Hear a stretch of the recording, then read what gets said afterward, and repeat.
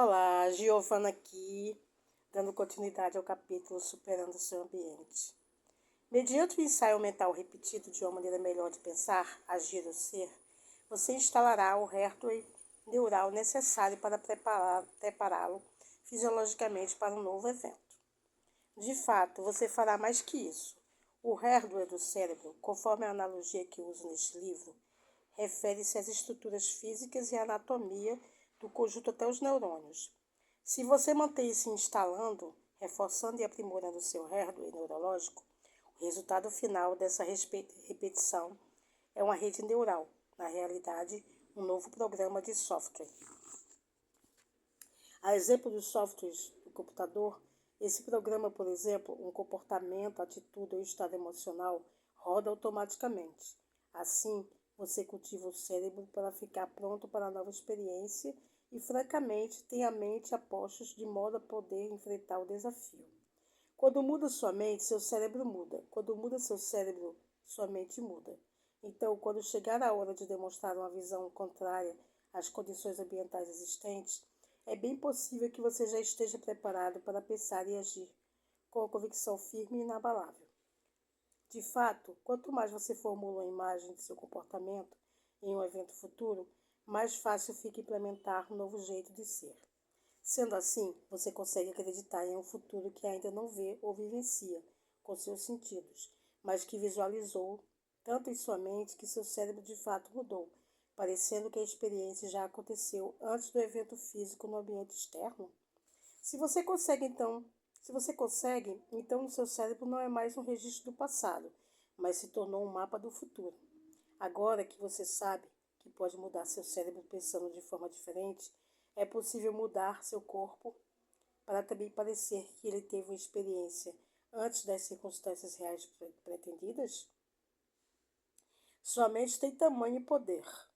Sua mente tem tamanho e poder? Fique ligado. Capítulo 3. Superando o seu corpo.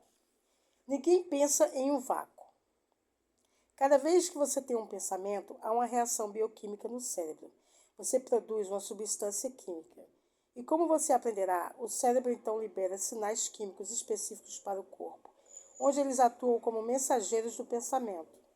Quando o corpo recebe mensagens químicas do cérebro, ele obedece instantaneamente, iniciando uma série de reações correspondentes, alinhadas diretamente com o que o cérebro está pensando. O corpo envia imediatamente uma mensagem para o cérebro, confirmando que agora ele está se sentindo exatamente igual ao que o cérebro está pensando. Para entender esse processo, como você normalmente pensa igual a seu corpo e como formar uma nova mente, é preciso primeiro avaliar o papel que o cérebro e sua química desempenham em sua vida. Nas últimas décadas, descobrimos que o cérebro e o restante do corpo interagem via poderosos sinais eletroquímicos. Entre nossas orelhas existe uma imensa indústria química que orquestra uma miríade de funções corporais. Mas relaxe, isso será a aula básica de química cerebral e você só precisará conhecer uns poucos termos. Todas as células possuem pontos receptores na superfície externa que recebem informação de fora de suas fronteiras. Quando ocorre uma correspondência na química, frequência e carga elétrica entre um ponto receptor e um sinal vindo de fora, a célula fica ligada para executar certas tarefas.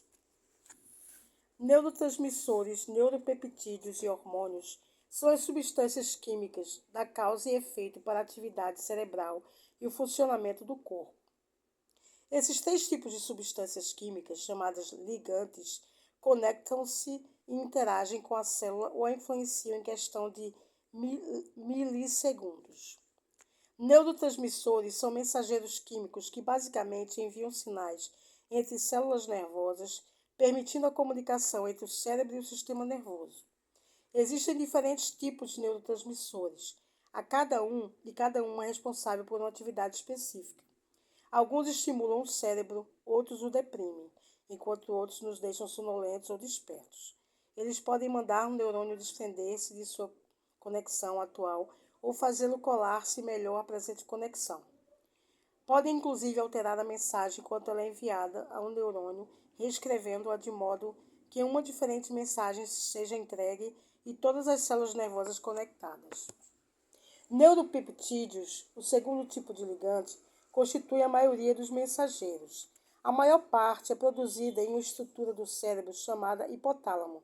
Estudos recentes mostram que nosso sistema imunológico também produz neuropeptídeos. Essas substâncias químicas passam pela glândula pituitária, que a seguir libera uma mensagem química com instruções específicas para o corpo. Quando os neuropeptídeos chegam à corrente sanguínea, acoplam-se às células de vários tecidos, principalmente glândulas, e então ativam um terceiro tipo de ligante, os hormônios, que posteriormente nos influenciam a sentir de determinadas maneiras. Os neuropeptídeos e os hormônios são as substâncias químicas responsáveis por nossos sentimentos. Para os nossos propósitos, pense nos neurotransmissores como mensageiros químicos essencialmente do cérebro e da mente. Nos neuropeptídeos como sinalizadores químicos que servem de ponte entre o cérebro e o corpo para nos fazer sentir de maneira como pensamos, e nos hormônios como as substâncias químicas relacionadas aos sentimentos, principalmente no corpo. Por exemplo, quando você tem uma fantasia sexual, os 3 fatores são convocação à ação. Primeiro, quando você começa a ter um pensamento, seu cérebro atiça alguns neurotransmissores que ativam a rede de neurônios, que por sua vez cria imagens em sua mente. Essas substâncias químicas, então, estimulam a liberação de neuropeptídeos específicos em sua corrente sanguínea. Quando chegam às glândulas sexuais, esses peptídeos grudam nas células desses tecidos, ativam seu sistema hormonal e pronto, as coisas começam a acontecer. Você tornou os pensamentos da fantasia tão reais em sua mente que seu corpo começa a ficar preparado para uma experiência sexual verdadeira à frente do evento. Assim é a poderosa correlação entre mente e o corpo. Da mesma maneira, se você começasse a pensar em confrontar seu filho adolescente sobre o novo amassado do carro, seus neurotransmissores iniciariam o processo do pensamento em seu cérebro para produzir um nível mental específico. Seus neuropeptídeos sinalizariam quimicamente a seu corpo de forma específica, e você começaria a se sentir um pouco irritado. Quando os peptídeos chegassem às glândulas adrenais, elas seriam incitadas a liberar os hormônios adrenalina e cortisol, e você então se sentiria definitivamente exaltado. Do ponto de vista químico, seu corpo estaria preparado para a batalha. O loop dos pensamentos e sentimentos. Para os diferentes pensamentos que você tem, seus círculos cerebrais disparam sequências, padrões e combinações correspondentes que então geram níveis mentais iguais àqueles pensamentos. Quando essas redes específicas de neurônios são ativadas, o cérebro produz substâncias químicas específicas com a exata assinatura correspondente a esses pensamentos, a fim de que você possa sentir-se como estava pensando. Portanto, quando tem pensamentos grandiosos, amorosos ou alegres, você produz substâncias químicas que o fazem sentir-se grandioso, amoroso ou alegre. O mesmo é válido se você tem pensamentos negativos, de temor ou impaciência. Em uma questão de segundos, você começa a se sentir negativo, ansioso ou impaciente. Existe uma sincronia entre cérebro e corpo ocorrendo a cada instante.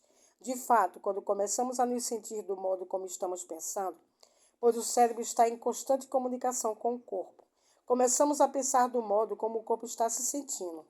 O cérebro monitora constantemente o modo como o corpo está se sentindo.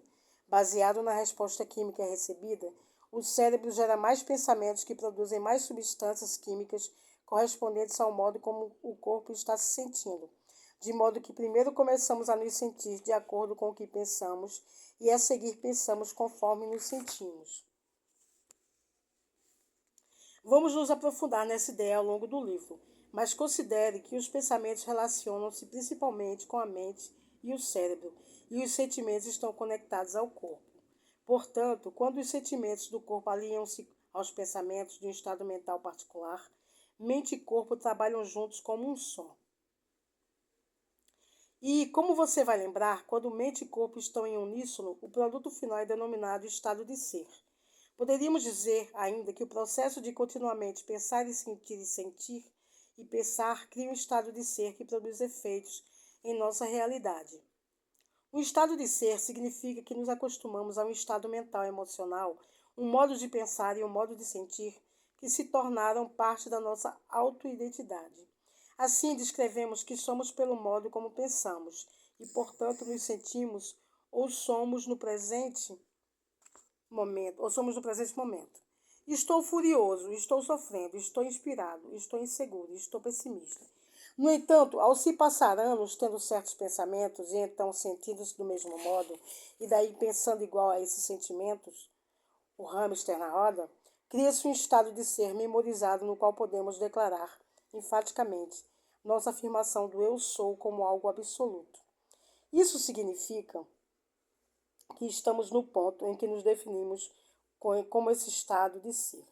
Nossos pensamentos e sentimentos fundiram-se. Por exemplo, dizemos sempre fui preguiçoso, sou uma pessoa ansiosa, sou normalmente inseguro de mim, tenho problemas para me dar valor, tenho um pavio curto, sou impaciente, realmente não sou lá muito inteligente, etc. E esses sentimentos particulares memorizados contribuem para todos os nossos traços de personalidade. Aviso: quando os sentimentos tornam-se maneiras de pensar, ou se não conseguimos pensar maior do que nos sentimos, jamais podemos mudar. Mudar é pensar maior do que a forma como nos sentimos. Mudar é agir de forma maior do que os sentimentos do eu memorizado. Isso é ser maior do que o corpo.